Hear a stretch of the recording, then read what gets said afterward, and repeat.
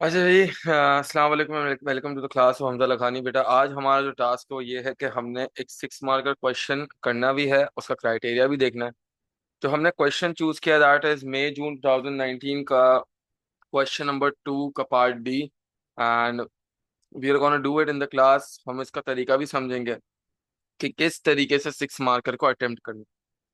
देखें, ये 6 marker attempt कराने से पहले मैं आपको कुछ एग्जामिनर के डॉक्यूमेंट्स दिखाना चाहता हूँ, जिसमें क्लियरली एग्जामिनर ने बहुत अच्छे तरीके से हमें ये बात बता दी है कि आपने क्या चीज करनी है और क्या चीज नहीं करनी। ठीक है ना? तो हम इसको भी देखेंगे इंशाल्लाह, एंड इसके ऊपर आएंगे जरूर। लेकिन उससे पहले मैं आपको कुछ एग्जामिनर डॉक्यूमेंटेशन दिखाता हूँ, जो हमें वेरीफाई करवा देगा कि यार हमने according to the examiner paper में करना क्या है। ठीक है ना? तो बेटा, आपकी स्क्रीन के ऊपर अब जो डॉक्यूमेंट खोलेगा, that is an examiner official document marking guidance for the teachers themselves. ठीक है? एंड आई होप सबको अपनी स्क्रीन पर एक नई स्क्रीन नजर आ रही होगी।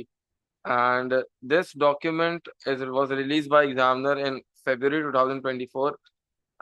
It is actually a marking guidance for the teachers, that किस तरीके से आपने पेपर्स को मार्क करना है। ठीक है ना?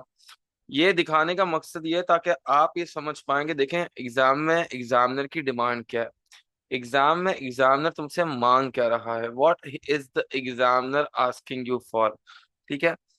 अब अगर मैं अपना 6 मार्कर का क्राइटेरिया देखूं, तो मेरा 6 मार्कर का कुछ क्राइटेरिया ये है कि एग्जामिनर ने तुम्हें बता दिया। देखो, कोई भी पेपर में 1 या 2 नंबर या 3 नंबर तो लेने नहीं जाना ना। हमारा, हम दोनों का अल्टीमेट गोल यही है कि हमने 6 में से 6 लेने। अच्छा, 6 में से 6 लेने के लिए उसने तुम्हें क्राइटेरिया बता दिया कि अगर तुम्हें 6 में से 6 नंबर चाहिए, 6 आउट ऑफ 6, तो तुम्हें क्या क्या चीजें करनी पड़ेंगी। So you sorry so what you'll have to do is that you will have to give two developed points on both views. Views को उसने स्लैश डाल के लिख दिया कि भाई दोनों साइड्स पर तुम्हें डेवलप चीजें देनी है। एंड डेवलप चीजें देने का मतलब ये है कि तुम्हें एनालिसिस और इवैल्यूएशन करना पड़ेगा। अक्सर बच्चे जब ये चीज पढ़ते हैं तो उनको एक गलत फहमी हो जाती है कि सर यार, दो डेवलप पॉइंट्स साइड्स का मतलब कि हमें एडवांटेजेस भी दो लिखने हैं एंड डिसएडवांटेजेस भी दो लिखने हैं। ऐसा नहीं है बेटा। दो डेवलप पॉइंट्स का मतलब है that one side should be fully developed and the other side should be fully developed. अब एग्जामिनर क्या बोलता है, देखे, write develop beside the end of two develop points, one for each view। यानी हर view के लिए अगर एक प्रॉपर डेवलप्ड रीजन है तो एग्जामिनर को मार्क्स देने पड़ेंगे आपको। तो यानी अगर एक प्रॉपर डेवलप्ड एडवांटेज, एक proper developed disadvantage, that's it, game over. यानी कंप्लीट कंप्लीट मार्क्स किसके लिए हैं बेटा? कंप्लीट मार्क्स आपके पास आपके डेवलपमेंट के लिए। अगर आप सिर्फ रीजन आइडेंटिफाई करके आते हैं तो नंबर नहीं मिलेंगे मेरा चंदा, नंबर नहीं मिलेंगे। आप चाहे 3 रीजन लिख दें, 4 रीजन लिख दें, 5 लिख दें, 10 लिख दें, 15 लिख दें, वो आपको मार्क्स नहीं देगा, मतलब नहीं देगा।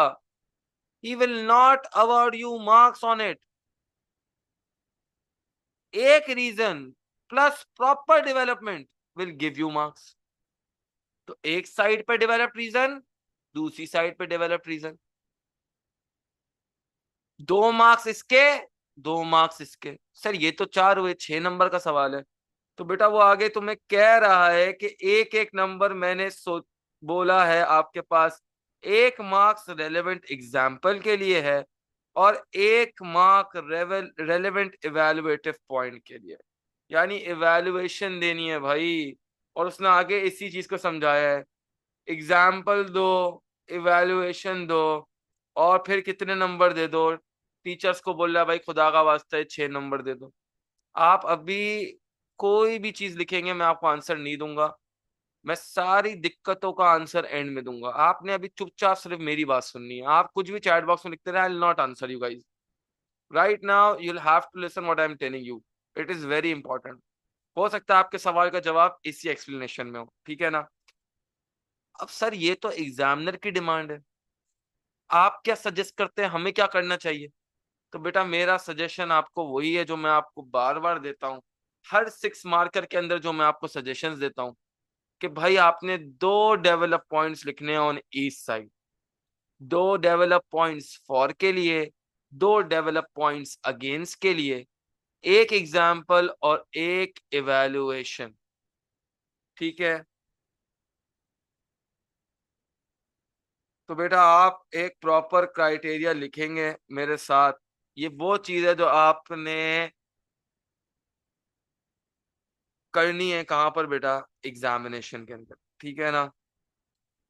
सो बेटा, to develop reasons on each side of the argument। यानी 2 डेवलप रीजन लिखने पड़ेंगे फॉर के लिए, और 2 डेवलप रीजन लिखने पड़ेंगे किसके लिए बेटा, अगेंस्ट के लिए। 2 डेवलप रीजन फॉर के लिए, 2 डेवलप रीजन अगेंस्ट के लिए। ये क्राइटेरिया मीट करोगे तो कितने नंबर मिलेंगे बेटा, इसके मिलेंगे 4 मार्क्स। फिर आप इसमें एक एग्जाम्पल ऐड करोगे, मैं आपको अभी एग्जाम्पल ही बताऊंगा क्या ऐड करनी है क्या नहीं। इस एग्जाम्पल का 1 मार्क मिलेगा बेटा, और फिर आप इसमें एक इवैल्यूएशन डालेंगे। इवैल्यूएशन का कितना मार्क मिलेगा बेटा, 1 मार्क मिल जाएगा। ये आपके पास कंप्लीट क्राइटेरिया है किस चीज का बेटा, 6 मार्क्स को अटेन करने का। I want every one two please note it down somewhere. ऐसी जगह पे इसको लिख लें कि आपके पास क्लैरिटी आ जाए कि आपको क्या करना है। एक एग्जाम्पल देनी है तो बेटा एक एग्जाम्पल का मतलब वो एक साइड पर, ठीक है ना। अंडरस्टैंडेबल है बात। मैं भी आपको सब चीज की एग्जाम्पल दूंगा, अभी आप कोई सवाल ना पूछे। आपको मैंने बोला इसको छापे तो मतलब छापे, इसको कॉपी करें। छापने के बाद इंशाल्लाह मैं आपको इसका बताऊंगा क्या करना है। अभी आपसे जो बोला गया आप वो करें, इसको सब कॉपी करें। मैं 2 मिनट दे रहा हूं सबको, प्लीज इसको कॉपी। अच्छा जी, जिस चीज का सबको बेसब्री से इंतजार था, ठीक है ना, कि सर एवेल्युएशन, क्या एवेल्युएशन सर, क्या एग्जाम्पल सर, बता दें भाई, बता रहा हूँ यार। लो भाई, क्या होती है एवेल्युएशन एग्जामिनर के अकॉर्डिंग? मैं नहीं कह रहा, कौन कह रहा है, एग्जामिनर कह रहा है। हम अपनी तरफ से कोई बात नहीं करते, हम सारी बातें डिपेंडेंसी किस पे रखते हैं भाई, एग्जामिनर। सिंपल इवेल्युएशन, एग्जामिनर कहता है भाई तुम लोग बहुत इंटेलिजेंट लोग हो, तुम लोग के लिए बिल्कुल सिंपलिस्टिक अप्रोच। क्या करूं मैं, सिंपल ही क्या करेंगे बेटा, आई अग्री मोर विथ, वो कह भी रहा है द मिनिमम एक्सेप्टेबल इज, वो कह रहा है, खुद कह रहा है कि चीज, जो चीज मिनिमम एक्सेप्टेबल है वो क्या है, आई agree more with this, I disagree more with this, खत्म बात। अगर तुम पॉइंट ए से अग्री करते हो तो तुम लिख दो I agree more with point A, और आगे लिख लेना because it is more suitable, it is easier for Pakistan to attain it. मतलब थोड़ी बहुत अपनी तरफ से चीजें डाल लेना, लेकिन लंबी नहीं। एक सेंटेंस में इवैल्यूएशन खत्म, दैट्स इट, फिनिश, खल्लास। आगे कोई बात ही नहीं है दूसरी। सिंपल इवैल्यूएशन उसने बोली है, आई agree more with this, I disagree more with this, खत्म बात। कुछ टाइम फिश इधर उधर की लिखने की जरूरत नहीं है। ये मैं नहीं कह रहा बेटा, कौन कह रहा है, एग्जामिनर कह रहा है। अगर कोई बोले तो उसको बोलो कि एग्जामिनर को डॉक्यूमेंट दिखाए कि ये चीज है या ये चीज नहीं है। एग्जामिनर कह रहा है कि मिनिमम एक्सेप्टेबल क्या है, आई agree more with this, I disagree more with this, कोई भी एक चीज यूज करो। और मैं बोलूंगा होशियार चंद अवस्थी बनने की जरूरत नहीं है। जब उसने सिंपल चीज बोल दी मिनिमम एक्सेप्टेबल, तो वही दे दो ना यार, क्यों होशियार बन रहे हो यार? Why create distress for your सेल्फ? क्यों टेंशन में रहना है तुम्हें? इजी अपने पास पाथवे लगाओ। जब वो कह रहा है तो उसको वो दे दो तो जो वो मांग रहा है। होशियार बनने की जरूरत नहीं है बेटा, होशियार बनने की जरूरत नहीं है। अपनी होशियारी अपने पास रखे और जो एग्जामिनर बोल रहा है वो कर ले, नंबर मिल जाएंगे। अदर इवेल्युएटिव फ्रेजेस, भाई कुछ लोग है ना अंग्रेज, हमारे बड़े अंग्रेज होते हैं पेपर में भाई, वो ये भी इस्तेमाल कर सकते हैं। On a limited scale, I agree with this, but then there's also a situation where Pakistan lacks in some things as well. ये भी एक evaluative point है भाई। तो इस तरह लिख ले भाई अंग्रेज, बड़ा तू अंग्रेज आया। टू एन एक्सटेंड वाले सवाल में, टू एन एक्सटेंड वाले सवाल में पॉसिबिलिटीज लिखते हैं, प्रॉब्लम्स लिखते हैं। प्रॉब्लम्स माने क्या? लिमिटेशंस। तो उसमें क्या लिख सकता हूं वैल्यूएशन में? To an extent, I think that it is possible to for Pakistan to attain this, but there are also some problems. खत्म बात, इवेल्युएशन हो गई।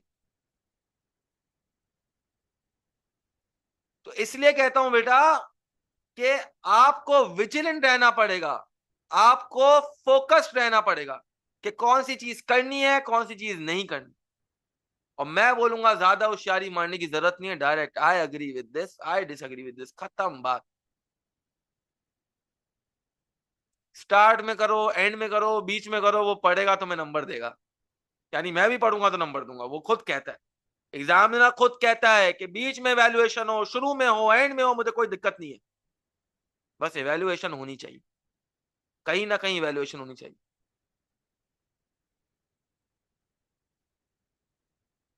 टू व्हाट एक्सटेंट में बेटा एग्री टू डिसएग्री ने अभी बताया ना। आसमा क्या सुन रही हो बेटा? जब टू व्हाट एक्सटेंट बोलेगा तो बताऊंगा ना। To to an extent I agree that Pakistan is going through some problems, but yet there are possibilities to overcome them as well। खत्म बात, सीधी बात, नो बकवास, इवैल्यूएशन हो गई। इवैल्यूएटिव कंटेक्स्ट का मतलब यह है कि एग्जामिनर ही पूछना चाह रहा है तुमसे, ये निकलवाना चाह रहा है कि तुम्हारे हिसाब से क्या लगता है तुम्हें, पाकिस्तान ये कर पाएगा या नहीं कर पाएगा। सिंपल, होशियारी की जरूरत ही नहीं है उसमें, मतलब किसी भी किस्म की होशियारी की जरूरत नहीं है। सर तो दो साइड में कोई एक साइड पर इवेल्युएट, जाहिर सी बात है बेटा, इवेल्यू अल्लाह खुदा का वास्ता है भाई मेरे, इवेल्युएशन एक साइड की होती है बेटा। तू एक चॉइस करेगा जिंदगी में, दो चीजें नहीं लेके चल सकते साथ। आई होप बेटा यहां तक सबको बात क्लियर है। मैंने पहले ही बोला है, मैं चैट का रिप्लाई बाद में करूंगा, अभी नहीं। अभी बिल्कुल भी चैट का रिप्लाई नहीं करेंगे, अभी सिर्फ फोकस करेंगे।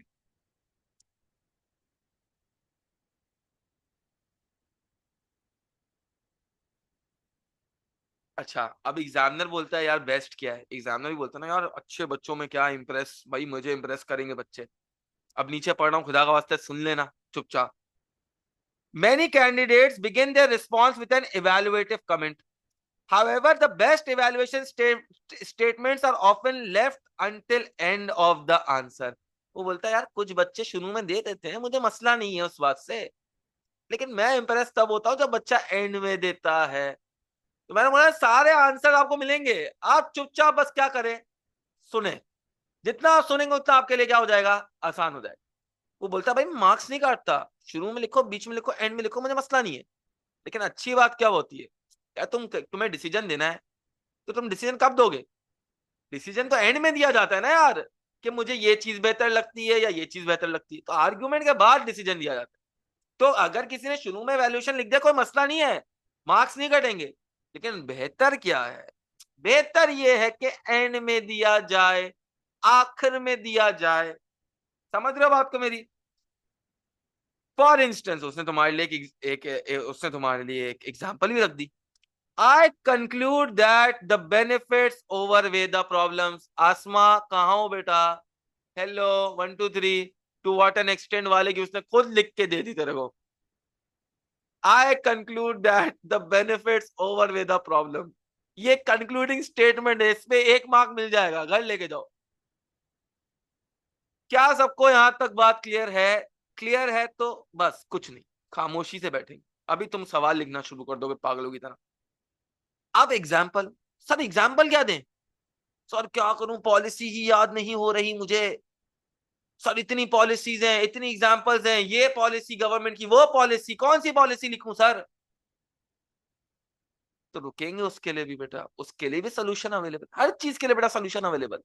टेंशन नहीं लेना, जिंदगी घबराना नहीं है किसी ने। तो बेटा एग्जाम्पल क्या क्या हो सकती है, एग्जाम्पल देखेंगे। वो भाई एग्जाम्पल हो सकती है cities, regions of Pakistan, named other countries, named rivers, crops, minerals, people, organization, policies. ओ भाई किसी शहर का नाम लिख दे तू, खुदा का वास्ता। ओ भाई किसी कंट्री का नाम लिख दे जहां पे एक्सपोर्ट कर रहा हूं। भाई इतनी मुश्किल नहीं है जितनी हम क्रिएट कर देते हैं। वो किसी ने अगर एग्रीरियन पॉलिसी दी है, एग्रीकल्चर रिफॉर्म दिया है, तो अगर तुम ये लिख रहे हो कि भाई एक पॉलिटिशियन ने ये रिफॉर्म दिया, तो ये भी एक एग्जाम्पल है भाई। तो इतना मुश्किल नहीं है जितना हम बना देते हैं चीजों को। जितना आप और मैं मुश्किल इसको बनाएंगे उतना डिफिकल्ट हो जाएगा। एग्जामिनर ने बोले आसान बनाओ, तुम बोले और मुश्किल करो। तो इसीलिए बोलूंगा होशियार बनने की जरूरत बिल्कुल भी नहीं है आपने। तो एग्जाम्पल क्या है? शहर का नाम, कोई कंट्री का नाम, कोई रिवर का नाम, कोई क्रॉप का नाम, कोई पॉलिसी, किसी बंदे का नाम, कोई ऑर्गेनाइजेशन का नाम। कोई वेलफेयर ऑर्गेनाइजेशन का नाम भी एक्सेप्टेबल है भाई। तो खुदा का वास्ता है अपनी और मेरी दोनों की जिंदगी आसान बनाए। जो क्राइटेरिया बताया है उस पे चले। पहले दो डेवलप्ड एडवांटेजेस एक एग्जाम्पल के साथ, फिर दो डेवलप्ड डिसएडवांटेजेस, एंड में एक इवेलुएटिव छोटी सी स्टेटमेंट, खत्म बात, खल्लास, कुछ और करने की जरूरत ही नहीं। आई होप बेटा I made my self very clear up till here. किसी को कोई परेशानी, कोई दिक्कत, कोई ऐसी बात समझ नहीं आई तो पूछ लो बेटा। अब इंशाल्लाह मैं चैट बॉक्स देखूंगा। अब किसी को कोई प्रॉब्लम है तो अब पूछे। और अब भी अगर किसी को प्रॉब्लम है ना बेटा, तो एक काम करो, एक मिनट रिकॉर्डिंग पॉज करके कुछ जिंदगी में एक क्लैरिटी मिल जाए जो अभी तक मिली नहीं। ठीक है ना? सवाल पढ़ते हैं। Fishing is an important growing economic activity in Pakistan. ठीक है भाई, इकोनॉमिक एक्टिविटी है कहां पर? पाकिस्तान के अंदर। Read the following two views about the ways to develop the fishing industry in Pakistan.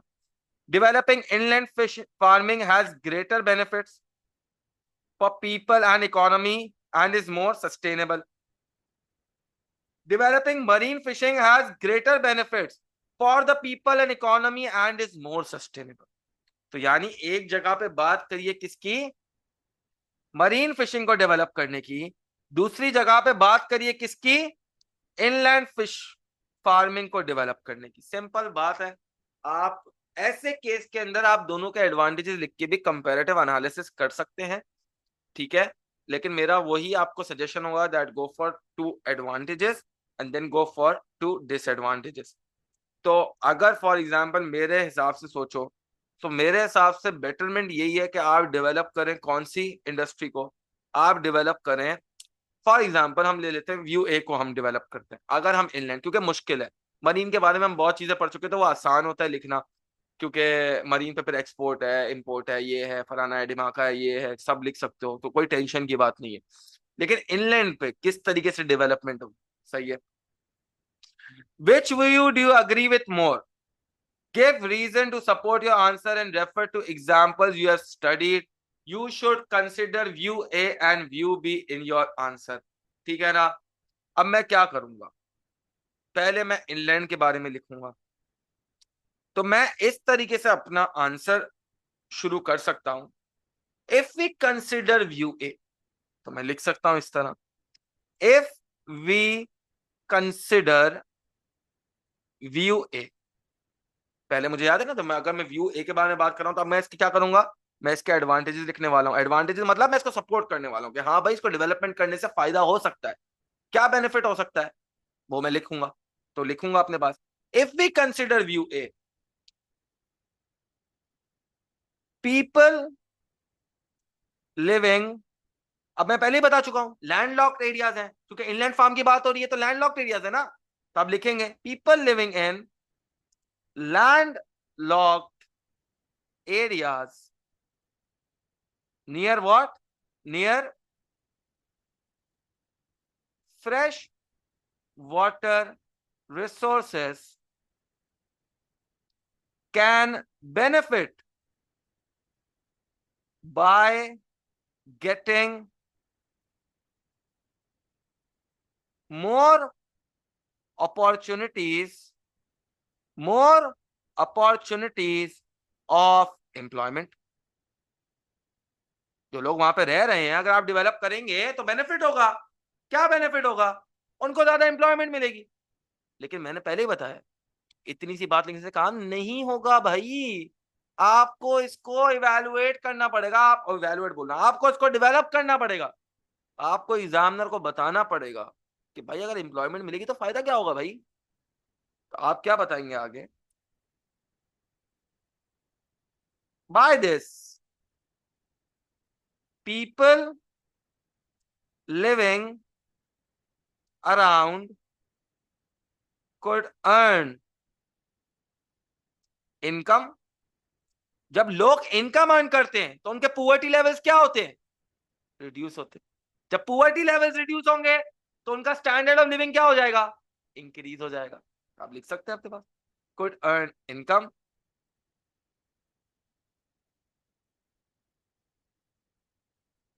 This would help decrease the poverty levels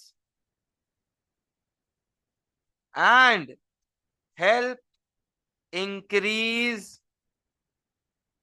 the standard of living. Sir sir sir इसकी example बता. Sir sir sir इसकी example बताएं. तो example ये है, आजकल के दौर में अगर तेरा स्टैंडर्ड ऑफ लिविंग इंक्रीज हो रहा है तो क्यों हो रहा है इंक्रीज? तू ऐसा क्या कर रहा है कि तेरा स्टैंडर्ड ऑफ लिविंग इंक्रीज हो रहा है? क्या इलेक्ट्रिसिटी मिलने से तुम्हारा स्टैंडर्ड ऑफ लिविंग इंक्रीज होगा? यस सर होगा. इंटरनेट भी चलेगा, फोन भी चलेगा, लैपटॉप मोबाइल सब चल रहा है सर. तो लिख दो ना भाई, they can afford more electricity. Example है, बिल्कुल लिख सकते हो. क्यों नहीं लिख सकते भाई? People would be able to afford electricity. आप इलेक्ट्रिसिटी एग्जाम्पल भी लिख दो भाई. मशीन्स अफोर्ड कर पाएंगे, अप्लायंसेस अफोर्ड कर पाएंगे, इंटरनेट अफोर्ड कर पाएंगे. Internet is the biggest example. और इंटरनेट मतलब स्टैंडर्ड ऑफ लिविंग क्या हो रहा है?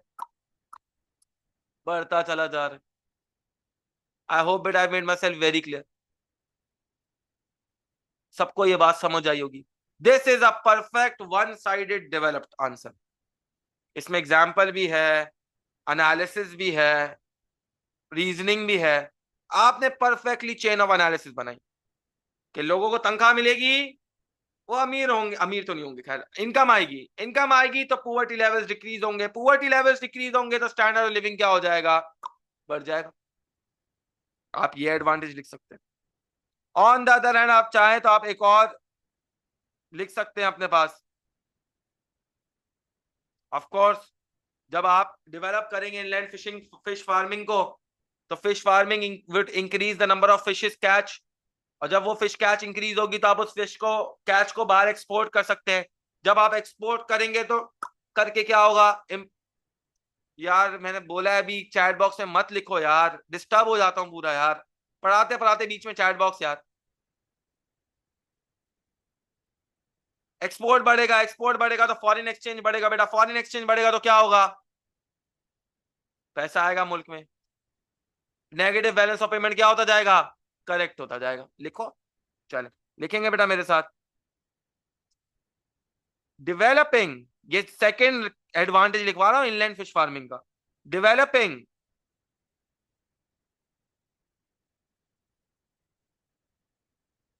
inland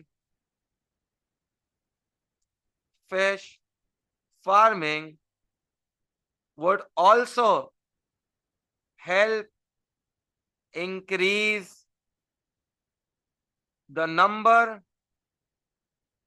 of fish catch. This would this would increase the availability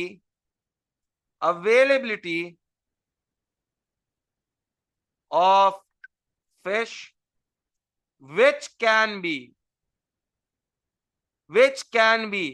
exported to foreign countries.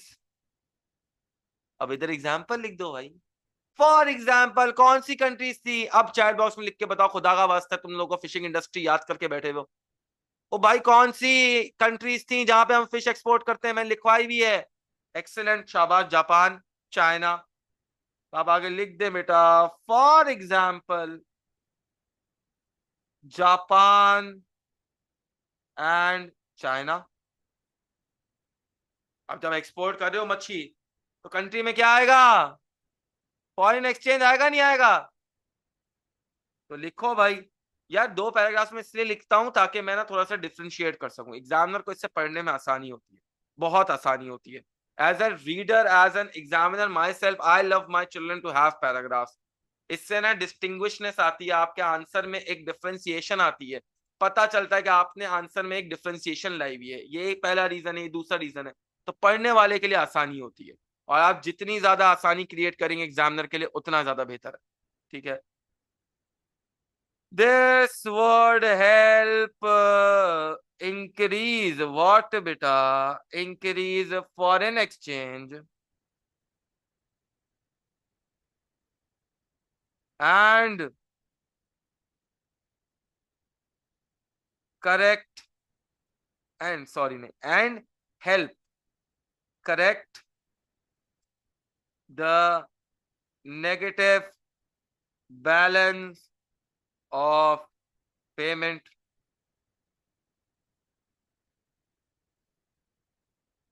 This would help Pakistan boost its economy. यानी इससे आपकी economy क्या हो जाएगी भाई? इकोनॉमी बूस्ट हो जाएगी. बेटा लिख दिया ना, लिख दिया ना, वेट तो करो ना, पढ़ तो लो. लिखा तो है नेगेटिव बैलेंस ऑफ पेमेंट. दिमाग खराब हो गया क्या सारों का?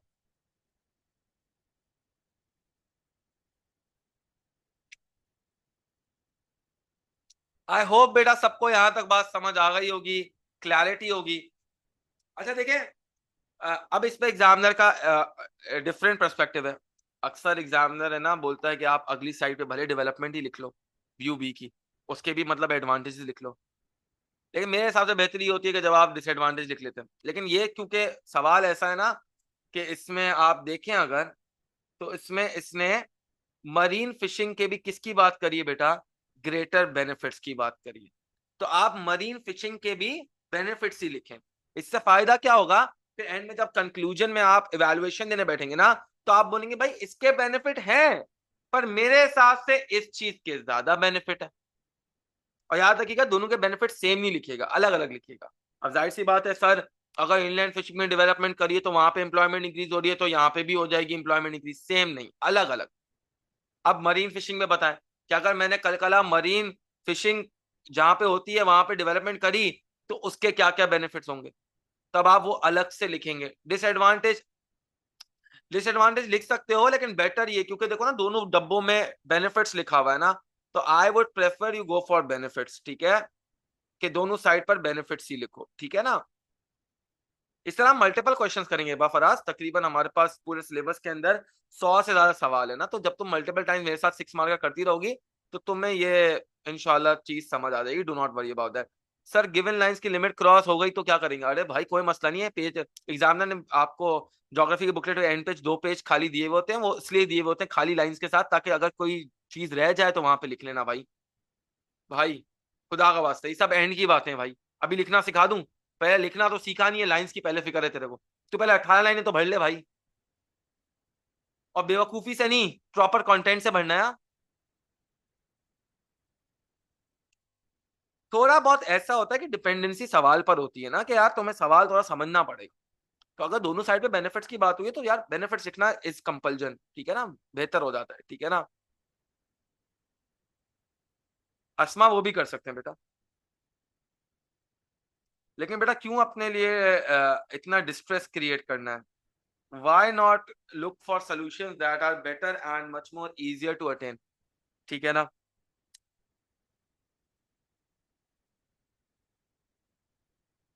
अब जब मैं मरीन फिशिंग को डेवलप कर रहा हूं तो क्या फायदा होगा? आप जब डेवलपमेंट लाएंगे तो क्या इंफ्रास्ट्रक्चर फैसिलिटीज इंक्रीज होंगी नहीं होंगी? ऑफ कोर्स होंगी यार। और उस पर आप एग्जाम्पल भी दे सकते हैं, आप पोर्ट्स के नाम दे सकते हैं कि जब भाई मैं डेवलप करूंगा तो गवादर, पसनी और मारा ऐसे पोर्ट्स पे डेवलपमेंट होगी। और आप उसकी एग्जाम्पल भी दे सकते हैं। ठीक है, तो मेरे साथ लिख लीजिएगा, if we consider VUB, if we consider VUB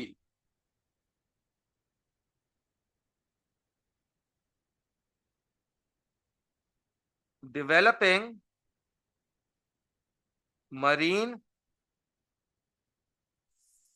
marine क्या था, एक मिनट सवाल लिखने दो। Marine fishing, developing marine fishing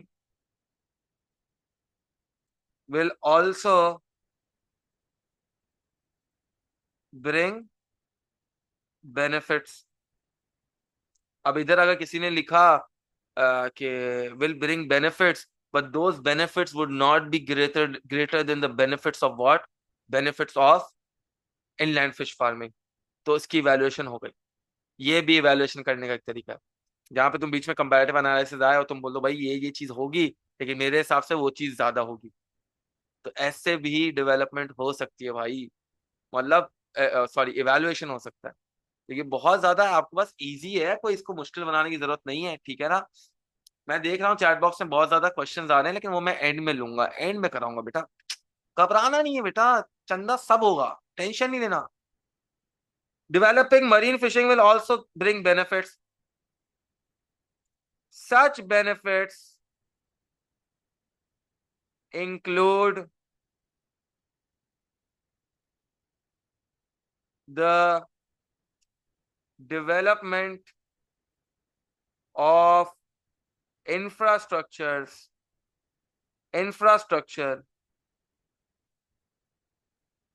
in coastal areas, new roads, railways, port facilities, towers, and airports would be made in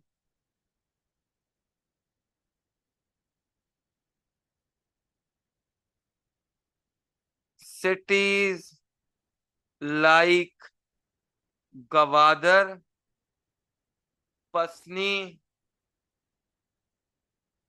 and Jiwani. Gwadar, Pasni और जीवानी लिख के मैंने क्या किया? क्या मैंने एग्जाम्पल को कंप्लीट किया नहीं किया? ऑफ कोर्स बेटा, मैंने एग्जाम्पल को क्या किया? कंप्लीट किया। ये एग्जाम्पल लिखने का एक और तरीका। ठीक है, cities like Gwadar, Pasni and Jiwani which are under developed. अब ये इंफ्रास्ट्रक्चर डेवलप करने का फायदा क्या होगा बेटा? और हमारा भी इंक्लूड कर सकते हैं बेटा, कोई लिख सकता है। मैं 3 लिखी है भाई, क्या सारी थोड़ी ना लिख दूंगा बेटा? बहुत ज्यादा ना इनकॉम्पिटेंट लोग हो तुम लोग, इनकॉम्पिटेंट, इनकॉम्पिटेंसी का लेवल है ना तुम लोग ने पार कर दिया है।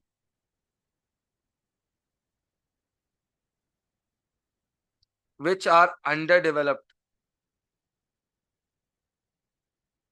क्या लिख रहा था मैं खुद भूल गया। Which are under developed, this would help the locals as it would bring more business to them. जब एयरपोर्ट्स रोड रेलवेज डेवलप होती है तो बिजनेस इंक्रीज हो जाता है, ठीक है ना. New streams of income incomes would be generated as commute would be easier. Commute आसान हो गया, डेवलपमेंट करना आसान हो गई, बिजनेसेस करना आसान हो जाएगा, डेवलप करना आसान हो जाएगा, इनकम आ जाएगी, तो इंफ्रास्ट्रक्चर के ये फायदे. तो आप इस तरीके से एफिशिएंटली क्या कर सकते हैं बेटा, दूसरी साइड पर भी चीजें लिख सकते हैं. ठीक है, एक मिनट दीजिएगा, चार्ज थोड़ा खत्म हो गया, मैं चार्ज पे लगा के आया. Now, as I move to second paragraph, I can talk about another development that could come along what the coast of Balochistan या coast of Sindh, ठीक है ना. तो of course हम employment की बात कर चुके हैं, ठीक है ना, तो हम उसकी बात नहीं करेंगे, ठीक है ना. तो हम ये लिख सकते हैं कि डेवलप करने से पोर्ट पर स्टोरेज फैसिलिटीज इंक्रीज हो जाएंगी. स्टोरेज फैसिलिटीज इंक्रीज हो जाएंगी, आपके पास कोल्ड स्टोरेज सिस्टम्स लग जाएंगे, रेफ्रिजरेशन सिस्टम्स लग जाएंगे, जिससे आसानी क्रिएट होगी, ठीक है ना. तो वो बात लिख सकते हैं, सिंपल थोड़ा सा लिख ले मेरे साथ बेटा. Another benefit that would come is the improved facilities, the improved facilities in coastal areas. These facilities might include the preservation and cold storage systems. This would help keep the fish fresh for longer period of time, यानी fish ज्यादा देर तक fresh रहेगी.